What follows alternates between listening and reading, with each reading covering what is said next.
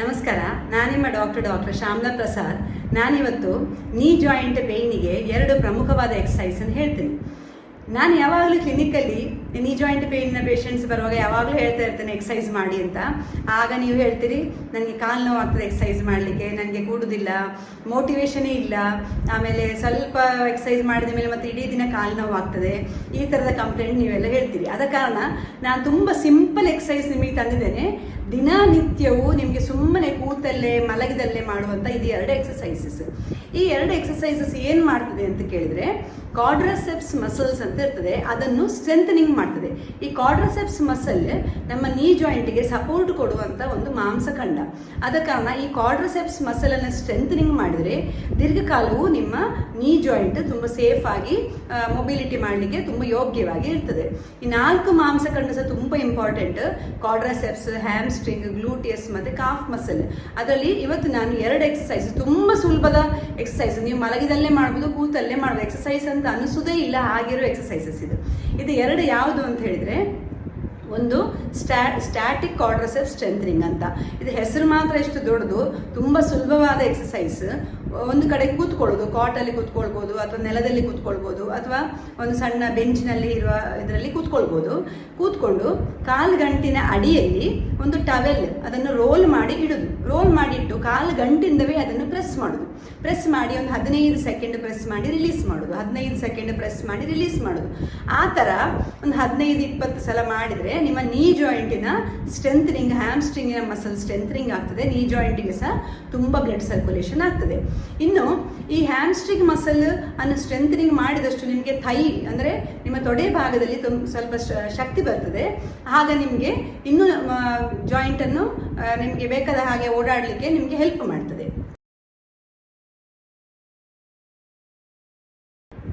ಇನ್ನು 2ನೇ exercise dynamic ಕ್ವಾಡ್ರಸೆಪ್ಸ್ strengthening ಅಂತ. ಇದು ಏನು ದೊಡ್ಡ ಎಕ್ಸಸೈಸ್ ಏನಲ್ಲ. ಕುರ್ಚಿಯಲ್ಲಿ ಕೂತ್ಕೊಳ್ಳೋದು, ಕಾಲನ್ನು ಮೇಲೆ ಎತ್ತೋದು, ಕೆಳಗಡೆ ಇಡೋದು. ತುಂಬ ಅಂದರೆ ತುಂಬ ಸಿಂಪಲ್ ಎಕ್ಸಸೈಸ್. ನೀವು ಟಿವಿ ನೋಡುವಾಗ ಮಾಡ್ಬೋದು, ಸುಮ್ಮನೆ ಕೂತಲ್ಲೇ ಮಾಡ್ಬೋದು, ಎಕ್ಸಸೈಸೇ ಅಲ್ಲ ಇದು. ಆದರೆ ಇದರಲ್ಲಿ ಕ್ವಾಡ್ರಸೆಪ್ಸ್ ಅಂತ ಹೇಳುವಂಥ ಮಸಲ್ ಸ್ಟ್ರೆಂಥನಿಂಗ್ ಆಗ್ತದೆ. ನಾನು ತುಂಬ ಎಕ್ಸಸೈಸ್ ಹೇಳಲಿಲ್ಲ, 2 ಎಕ್ಸಸೈಸ್ ಹೇಳಿದ್ದು. ದಯವಿಟ್ಟು ಎಲ್ಲರೂ ಎಕ್ಸಸೈಸನ್ನು ಮಾಡಲೇಬೇಕು. ನಮಗೆ ಇಲ್ಲಿ ಬರುವ ಪೇಷಂಟ್ಗಳಿಗೆ ನಾನು ದಿನ ಹೇಳ್ತೇನೆ, ಈ ವಿಡಿಯೋವನ್ನು ನೋಡುವವರು ದಯವಿಟ್ಟು ಎಕ್ಸಸೈಸ್ಗಳನ್ನು ಮಾಡಲೇಬೇಕು. ಒಂದು ನೀ ಜಾಯಿಂಟ್ ಪೇನ್ ಇರುವವರು ಮಾಡಬೇಕು, ನೀ ಜಾಯಿಂಟ್ ಪೇನ್ ಗುಣ ಆದವರು ಮಾಡಬೇಕು. ಎಲ್ಲರೂ ಸಣ್ಣ ಪ್ರಾಯದ ದೊಡ್ಡ ಪ್ರಾಯದವರೆಗೂ ನೀ ಜಾಯಿಂಟನ್ನು, ಮೊಬಿಲಿಟಿಯನ್ನು ನಮ್ಮ ಏಜ್ ಆಗೋ ತನಕ ನಾವು ಮೇಂಟೈನ್ ಮಾಡಬೇಕಾದ್ರೆ ಈ 2 ಎಕ್ಸಸೈಸ್ ಮಾಡಲೇಬೇಕು. ನೀವು ನೀ ಜಾಯಿಂಟ್ ಪೇನ್ ಅಂತ ಹೇಳಿ, ಗಂಟು ನೋವು ಅಂತ ಹೇಳಿ ಕೂತಲ್ಲೇ ಕೂತ್ಕೊಂಡ್ರೆ ಇನ್ನೂ ಸ್ಟಿಫ್ನೆಸ್ ಜಾಸ್ತಿ ಆಗ್ತದೆ.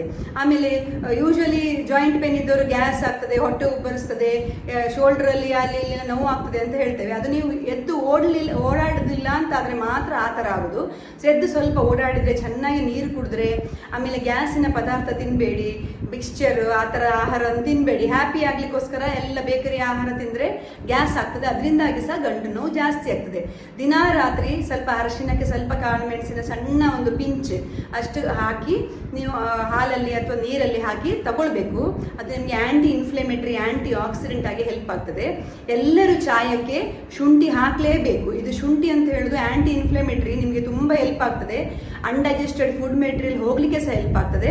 ಇದನ್ನೆಲ್ಲರೂ ಫಾಲೋ ಮಾಡಲೇಬೇಕು.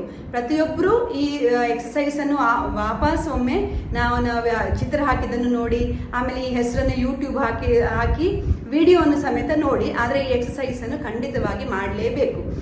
ಈಗ ತುಂಬ ವೆಯ್ಟ್ ಇದ್ದವರು ನಾವು ಎಕ್ಸಸೈಸ್ ಮಾಡ್ಬೋದಾ ಅಂತ ಕೇಳಿದ್ರೆ, ನಿಮಗೆ ವೆಯ್ಟ್ ಇದ್ದವರಿಗಾದರೂ ಸಹ ಈ ಎಕ್ಸಸೈಸ್ ಮಾಡಲಿಕ್ಕೆ ಯಾವ ತೊಂದರೆಯೂ ಇಲ್ಲ. ಕೂತಲ್ಲೇ ಬರೀ ಚಾರಲ್ಲಿ ಕೂತ್ಕೊಂಡು ಆಮೇಲೆ ಮಲ್ಕೊಂಡಲ್ಲಿ ಮಾಡುವ ಎಕ್ಸಸೈಸ್. ಇನ್ನು ನೀವು ಮಲಗಿದಲ್ಲೇ ಇದ್ದರೆ ಆದರೂ ಸಮೇತ ನೀವು ಈ ಫಸ್ಟ್ನ ಎಕ್ಸಸೈಸ್ ನಾನು ಹೇಳಿದ್ದೆಲ್ಲ, ಸ್ಟ್ಯಾಟಿಕ್ ಕ್ವಾಡ್ರಸೆಪ್ಸ್ ಸ್ಟ್ರೆಂಥನಿಂಗ್, ಅದನ್ನು ಮಾಡ್ಬೋದು. ಈಗ ಎಷ್ಟು ನೀವು ಕೈಕಾಲನ್ನು ಅಲ್ಲಾಡಿಸ್ತಾ ಇರ್ತೀರಿ, ಅದನ್ನು ಮೂವ್ಮೆಂಟ್ ಕೊಡ್ತಾ ಇರ್ತೀರಿ, ಅಷ್ಟು ನಿಮಗೆ ಇಂಪ್ರೂವ್ಮೆಂಟ್ ಆಗಲಿಕ್ಕೆ ಚಾನ್ಸ್ ಇರ್ತದೆ. ಯಾಕೆ ಅಂತ ಹೇಳಿದ್ರೆ ಬ್ಲಡ್ ಸರ್ಕ್ಯುಲೇಷನ್ ಜಾಸ್ತಿ ಆಗ್ತದೆ. ನಾನು ಇದನ್ನು ದಿನನಿತ್ಯವಾಗಿ ಎಲ್ರಿಗೂ ಹೇಳ್ತೇನೆ. ನೀವು ಅಳ್ತಾ ಇದ್ರೆ ಬೇಜಾರು ಮಾಡ್ಕೊಂಡಿದ್ರೆ ಏನು ಗುಣ ಇಲ್ಲ, ಸ್ಟಾರ್ಟ್ ಮಾಡಬೇಕು. ಮದ್ದು ತಗೊಳ್ಳಿಕ್ಕೆ ಸ್ಟಾರ್ಟ್ ಮಾಡುವಾಗ ನೀವು ಎಕ್ಸಸೈಸನ್ನು ಸ್ಟಾರ್ಟ್ ಮಾಡಲೇಬೇಕು. ಕೆಲವು ಕೇಸ್ ಕ್ರಾನಿಕ್ ಕೇಸ್ಗಳಿರ್ತವೆ. ಸ್ವಲ್ಪ ದಿನ ನೀವು 1 ಮಂತ್ 2 ಮಂತ್ಸ್ ಸ್ವಲ್ಪ ಶ್ರದ್ಧೆಯಿಂದ ಸಣ್ಣ ಮಟ್ಟಿಗೆ ಓಡಾಡಿದ್ರು ಸಾಕು. ವಾಕಿಂಗ್ ಮಾಡಿ ಬನ್ನಿ. ದೊಡ್ಡ ದೊಡ್ಡ ಎಕ್ಸಸೈಸ್ ಮಾಡಬೇಕಂತ ಹೇಳೋದೇ ಇಲ್ಲ ನಾನು. 2 ಎಕ್ಸಸೈಸ್ ದಿನಕ್ಕೆ ಮಾಡಿ. ಆಮೇಲೆ ಆಹಾರದಲ್ಲಿ ಸ್ವಲ್ಪ ಜಾಗ್ರತೆ ಮಾಡಿ, ಬಿಸಿನೀರು ಕುಡೀರಿ, ಜೀರಿಗೆ ನೀರು ಕುಡೀರಿ. ಈ ಥರದ್ದೆಲ್ಲ ಮಾಡ್ತಾ ಹೋದರೆ ತಾನಾಗಿಯೇ ಒಂದು 15 ದಿವಸ 1 ತಿಂಗಳಾಗೋತ್ತಿಗೆ ನಿಮಗೆ ಮದ್ದು ಚೆನ್ನಾಗಿ ಹಿಡಿತದೆ. ನೀ ಜಾಯಿಂಟ್ ತುಂಬ ಕಡಿಮೆ ಆಗ್ತದೆ, ತುಂಬ ಆರಾಮದಲ್ಲಿ ಇರ್ತೀರಿ. ಈಗ ನಿಮಗೆ ಎಷ್ಟೋ ಜನ ನಿಮ್ಮಲ್ಲೇ ತುಂಬ ಜನ ಇದ್ರಿ, ನೀ ಜಾಯಿಂಟ್ ಆರಾಮಾಗಿ ಎಲ್ಲ ನಿಮ್ಮ ಕೆಲಸಗಳನ್ನು ಮಾಡ್ಕೋತೀರಿ. ಎಷ್ಟು ಹೆವಿ ವರ್ಕ್ ಮಾಡುವವರು ಜೆಂಟ್ಸ್ ಇದ್ದಾರೆ, ಲೇಡೀಸ್ ಇದ್ದಾರೆ. ಅವರವರ ಕೆಲಸ ಚೆನ್ನಾಗಿ ಮಾಡ್ಕೊಂಡು ಹೋಗಿ ಎಷ್ಟು ದೂರದ ನಡ್ಕೊಂಡು ಬರ್ತೀರಿ ಅಥವಾ ಗುಡ್ಡೆ ಹತ್ತಿ ಬರ್ತೀರಿ, ಏನು ನಿಮಗೆ ತೊಂದರೆ ಆಗೋದಿಲ್ಲ ತಾನೇ. ಆದರೂ ಇನ್ನೂ ಸಹ ನೀವು ಅದನ್ನು ಬಿಡಬಾರ್ದು. ಸ್ವಲ್ಪ ಮಟ್ಟಿಗೆ ಎಕ್ಸಸೈಸ್ಗಳನ್ನು ಮಾಡ್ತಾ ಇರಬೇಕು. ದಿನನಿತ್ಯ ಎಕ್ಸಸೈಸ್ನ ಅರ್ಧ ಗಂಟೆ ತುಂಬ ಎಸೆನ್ಷಿಯಲ್, ಅದು ತುಂಬ ಅವಶ್ಯಕತೆ ಇರುವಂಥದ್ದು. ಸುಮ್ಮನೆ ಕೂತರೆ ಖಂಡಿತವಾಗಿಯೂ ಎಲ್ಲ ಅವಯವಗಳು ಡಲ್ ಆಗ್ತವೆ. ಜಾಯಿಂಟ್ಗಳು, ಮಸಲ್, ಲಿಗಮೆಂಟ್ ಎಲ್ಲದಕ್ಕೂ ಸಹ ಖಂಡಿತವಾಗಿಯೂ ಬ್ಲಡ್ ಸರ್ಕ್ಯುಲೇಷನ್ ಬೇಕೇ ಬೇಕು. ಈ ನೆಕ್ಸ್ಟ್ ನಾನು ಸೀರೀಸಲ್ಲಿ ಸಹ ಕೆಲವು ಬೇರೆ ಹ್ಯಾಮ್ಸ್ಟ್ರಿಂಗ್ ಮಸಲ್ಸ್ ಮತ್ತು ಕಾಫ್ ಮಸಲ್ಸ್ ಅದಕ್ಕೆ ಇರುವಂಥ ಎಕ್ಸಸೈಸ್ ಹೇಳ್ಕೊಡ್ತೇನೆ. ಆದರೆ ಅಷ್ಟರ ಮಟ್ಟಿಗೆ ಈ ಎಕ್ಸಸೈಸನ್ನು ಡೈಲಿ ಮಾಡಲೇಬೇಕು. ನೀವು ಎಕ್ಸಸೈಸ್ ಮಾಡುವಾಗ ನೀವು ಯಾವ್ದಾದ್ರು ಮ್ಯೂಸಿಕ್ ಹಾಕ್ಕೊಳ್ಳಿ, ಆಮೇಲೆ ಚೆನ್ನಾಗಿ ಬ್ರೀತಿಂಗ್ ಮಾಡ್ಕೊಳ್ಳಿ. ಟೆರೆಸ್ ಇದ್ದರೆ ಟೆರೆಸ್ಸಿಗೆ ಹೋಗ್ಲಿಕ್ಕೆ ಆಗೋದ್ರೆ ಟೆರೆಸ್ಸಲ್ಲಿ ಹೋಗಿ ಮಾಡಿ, ಗಾಳಿ ಬೆಳಕಿರುವಂಥ ರೂಮಲ್ಲಿ ಮಾಡಿ. ಆಗ ಇನ್ನೂ ನಿಮಗೆ ಸ್ವಲ್ಪ ಮೋಟಿವೇಶನ್ ಬರ್ತದೆ, ಸ್ವಲ್ಪ ಉತ್ಸಾಹ ಬರ್ತದೆ. ಆದರೆ ಎಕ್ಸಸೈಸನ್ನು ಮಾತ್ರ ಮರೀಲಿಕ್ಕಿಲ್ಲ. All the best. ಎಲ್ರಿಗೂ ಜಾಯಿಂಟ್ ಪೇನ್ ಎಂದೂ ಬಾರದೇ ಇರಲಿ. ಎಲ್ಲರೂ ಹ್ಯಾಪಿಯಾಗಿ ಅವರವರು ಬೇಕಾದ ಡ್ರೀಮ್ಸನ್ನು ಪೂರೈಸಲಿ. ಎಲ್ಲಿಗೆ ಬೇಕು ಅಲ್ಲಿ ಹೋಗಿ ಬರುವಾಗೆ ಆಗಲಿ, ಯಾವುದೇ ಗಾಡಿಯಲ್ಲಿ ಹತ್ತಿ ಹೋಗುವಾಗೆ ನಡೆಯುವಾಗೆ ಎಲ್ಲ ಆಗಲಿ ಅಂತೇವೆ ನಮ್ಮ ಆಶಯ.